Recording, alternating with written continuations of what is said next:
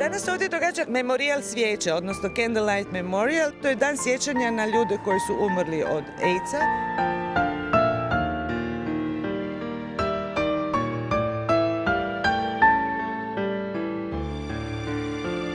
Mislite da Zagrebčani imaju predrasude o ljudima koji su HIV pozitivni? Imaju. Pa ste vidjeli kad je bilo u školi onaj... Pa imam nekakve predrasude prema pederima, ali sad ne baš da bi ih išao tući po Zrinjevcu i tako. I niko ne bi imao kontakta sa njima, kao svi bi htjeli da se odlijepi od tih ljudi, da ne kad bi saznali.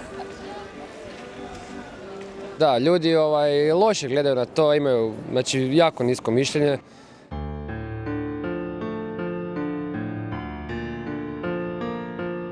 Malo ih je, ali sve više i više, da.